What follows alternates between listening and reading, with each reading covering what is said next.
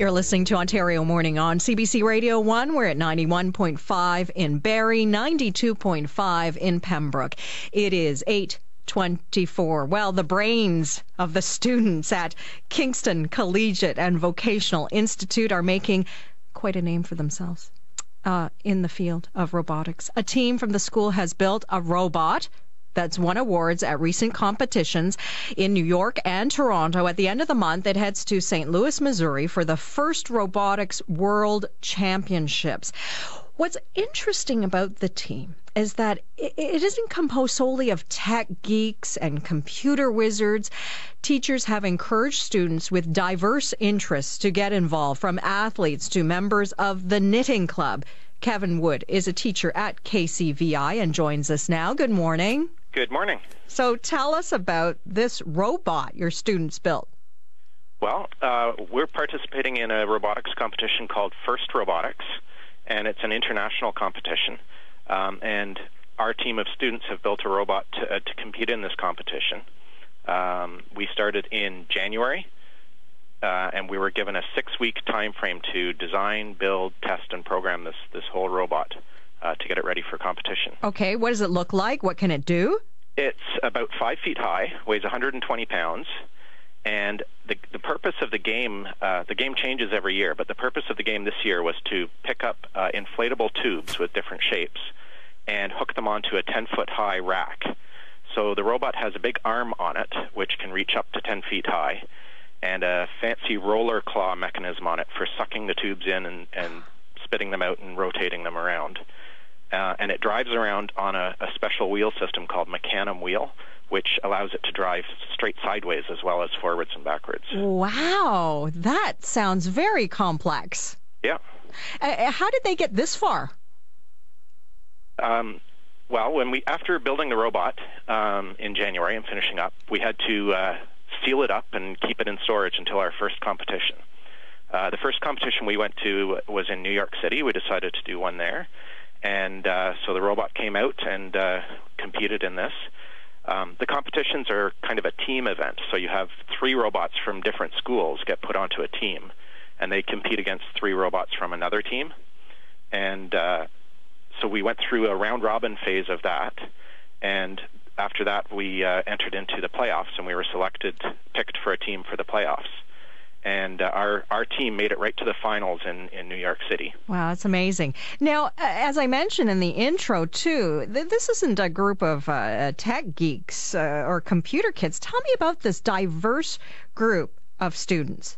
Well, one of the goals of First Robotics is to promote science and technology and create a greater knowledge and value of it. So what we tried to do is bring in people from all different areas and get them involved in the team. Part of what's made our team so successful is that we do a lot of different things rather than just building the robot. So when we went to the competition in Toronto, which is where we actually qualified for the World Championships, the award that we won is it's called the Engineering Inspiration Award, and it's for teams that are going out and promoting science and technology, helping to get other kids. Like we have started up first Lego League teams for elementary school students, and we started up another team at another high school, Frontenac High School in Kingston. So all of those things are part of what won us that award, which got us to the World Championships. Do you think it's the fact that these kids have all different interests and backgrounds, from being athletes or members of the knitting club, that the benefits that came from that in terms of the creativity? Yeah, I think so. We have a lot of different talents that come to the team, and they're all working together. They're all valued. They all get along together, and that makes our team what it is. We have a unique character. What are the different things that you said you do with them other than work on the robot? We are involved in charitable things like food drives and Relay for Life and events like that. We raise money for different charities. We go out and do demonstrations of our robot. We go out to elementary schools and show it. We go to the science fair and show it. A variety of things like that. What has being a part of this program meant to the students? That's the exciting thing as a teacher, is seeing the growth of the students. So we've certainly had, everybody on our team has shown great growth and develop their different talents. But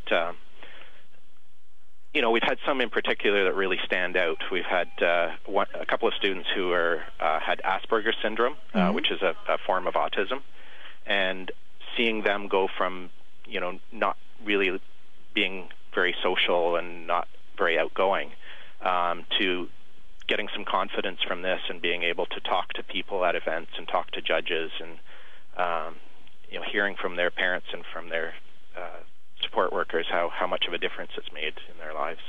Oh, well, that is cool. Terrific to hear. How are they all preparing then for the World Championship in St. Louis? Well, we've got a lot of organizational stuff to do to get our robot shipped there and arrange the transportation. We're trying to reorganize all of our tools and things to take there, trying to raise a little more money to pay for the trip. It's pretty expensive. And we do have some ideas that we're working on for improving our robot even more before we get there. Well, Kevin, thanks for telling us about your program. Good luck. Thank you very much. Bye-bye. Bye. Kevin Wood is a teacher at Kingston Collegiate and Vocational Institute. His students have built a robot that will compete in the first Robotics World Championship in St. Louis at the end of this month.